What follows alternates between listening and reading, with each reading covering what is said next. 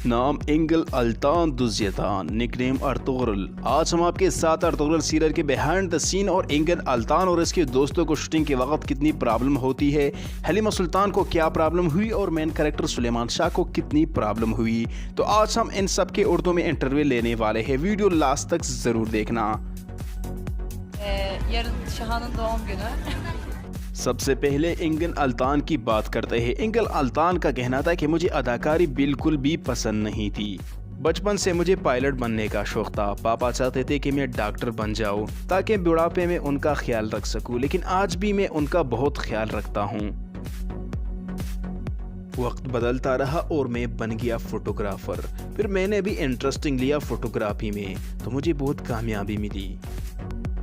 मेरे handsome look की वजह से मुझे फिल्म से ऑफर आने लगा। मेरे पापा ने तो किया इनकार, पर मैंने नहीं, क्योंकि मुझे ऐसा लगता था कि अगर इसको मैंने मिस किया तो ये मेरी ज़िंदगी की सबसे बड़ी गलती होगी।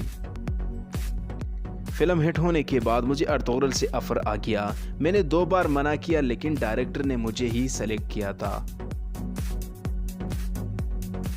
मैंने इनकार इसलिए किया था क्योंकि मुझे ये बहुत ज़्यादा मुश्किल लग रहा था और मुश्किल भी था। अर्तुगरुल का जैसा रोल करना, अपने आप को उसके जैसा बनाना बहुत ज़्यादा मुश्किल था, तो मैंने इनकार इसलिए किया था। शूटिंग के दौरान मुझे बहुत चोट लगी थी, इसलिए मैंने हार मान लिया था, लेकिन मेरी वाइफ ने नहीं। मेरी वाइफ मुझे हर रोज़ एडवाइस देती थी कि तुम जवान हो, कुछ भी कर सकते हो। शूटिंग स्टार्ट होने से पहले हमें बहुत ज़्यादा ट्रेनिंग दिया जाता था। सीज़न 1 से पहले मैं बहुत ज़्यादा परेशान था कि जब डायरेक्टर ने कहा कि तुम्हें सारे सीज़न करना है, तो इसलिए मैं बहुत ज़्यादा बोर हो रहा था। फिर मुझे मिले दोस्त जो आप अर्तुगरुल सीरियल में देख सकते हो। ये अब मेरे बेस्ट फ्रेंड बन चुके हैं। अर्तुगरुल सीरियल के दौरान मेरे दोस्तों के साथ जितने भी पिक हैं मेरे, वो मैंने खुद निकाले हैं, क्योंकि मुझे फोटोग्राफी का बहुत ज़्यादा शौक़ था। अर्तुगरुल सीज़न 1 के रिलीज होने के बाद मुझे ऐसा लग रहा था कि मेरा नाम ही मिट गया है। अपने हो या गैर, सब लोगों ने मुझे अर्तुगरुल के नाम से बोलना शुरू किया। हालांकि मेरे बीवी भी मुझे अर्तुगरुल ही बुलाती है। और आज मैं जो भी हूँ अपनी बीवी की वजह से हूँ। मैंने हार तो मान लिया था, पर मेरी बीवी हार नहीं मानती थी। जिस चीज़ में भी मुझे प्रॉब्लम होता था, मेरी बीवी मेरा प्रॉब्लम दूर ही कर देती थी। फिर जब सीज़न 2 शुरू हुआ तो न मैं बोर हो रहा था और न किसी चीज़ में मुझे प्रॉब्लम होती थी, क्योंकि मुझे ऐसा लग रहा था कि मैं अपना जॉब कर रहा हूँ। सीज़न 1 से पहले मुझे तलवार चलाना नहीं आता था, घोड़ों से मुझे डर लग रहा था, लेकिन आज मैं घोड़ों और तलवार दोनों के साथ खेलता हूँ। सीरियल हिट होने के बाद एक प्रॉब्लम हमारे साथ होती है। पहले मैं आज़ाद घूमता था, कोई भी प्रॉब्लम नहीं होता। अब मैं अगर अपने घर से बाहर जाता हूं तो पहले मीडिया वाले पहुंच जाते हैं। सीज़न 1 से लेकर सीज़न 5 तक शूटिंग सिर्फ एक दफ़ा रुक गई है। मेरे पापा मुझे डॉक्टर बुलाते हैं। जब मेरे पापा बीमार हो गया था तो उसने कॉल किया था कि डॉक्टर साहब मेरे पास आ जाओ। तब मैं शूटिंग छोड़कर गया था उसके पास। अर्तुगरुल सीरियल के बाद मैं ज़्यादातर लाइफ में एंजॉय करता हूँ। मीडिया वाले मेरे पीछे भागते हैं और मैं ज़िंदगी के पीछे। अवार्ड तो बहुत सारे हासिल की है, लेकिन मेरा सबसे बड़ा ख्वाहिश है कि मैं ऑस्कर अवार्ड हासिल कर सकूं।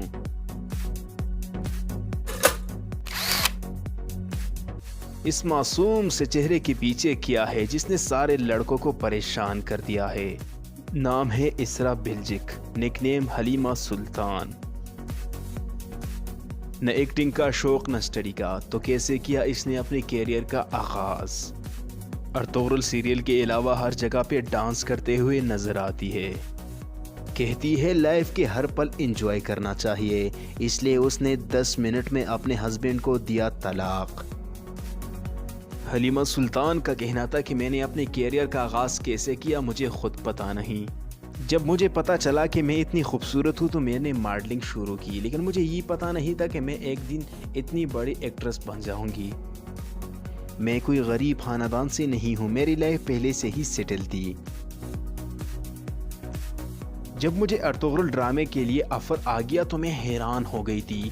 मैंने मना नहीं किया, लेकिन मैं बहुत ज़्यादा एक्साइटेड हो गई थी। खुश तो बहुत ज़्यादा हुई थी, पर डर भी लग रहा था, क्योंकि हलीमा जैसे अज़ीम औरत के जैसा बनना बहुत ज़्यादा मुश्किल काम था। स्टार्टिंग में हम शूटिंग के वक्त बहुत ज़्यादा कंफ्यूज हो जाते थे। शूटिंग से पहले हमें ट्रेनिंग भी दिया जाता था, लेकिन शूटिंग के दौरान फिर भी मैं एक मासूम बच्ची की तरह फंस जाती थी। मेरी नाकाम होने की सबसे बड़ी वजह ये थी कि अगर दिन को शूटिंग होता था तो मैं रात को डांस करती थी, क्योंकि मैं अपनी आदत से मजबूर थी। फिर जब मेरी मुलाकात हुई एंगल अल्तान के साथ और हमारी दोस्ती बेहतर हुई, तो मैंने अपनी लाइफ पर फोकस दिया। मैंने अपनी सारी बुरी आदत छोड़ दी। अर्तुगरुल सीरियल के बाद मैंने मॉडलिंग को भी अलविदा कह दिया, क्योंकि अर्तुगरुल सीरियल के बाद किसी ने भी मुझे इसरा नाम से नहीं पुकारा। सारी दुनिया के लोग मुझे हलीमा सुल्तान के नाम से जानते हैं। वैसे मैं इंटरनेशनल बहुत सारे अवार्ड हासिल कर चुकी हूँ,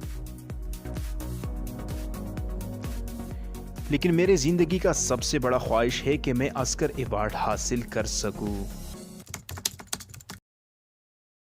नाम चंगेज़ जोस्कोन, निकनेम नूरगुल।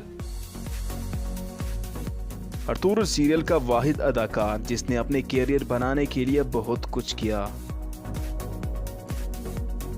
चंगेज़ का कहना था कि मैंने अपने कैरियर का आगाज़ 2005 में एक टीवी सीरियल से किया था।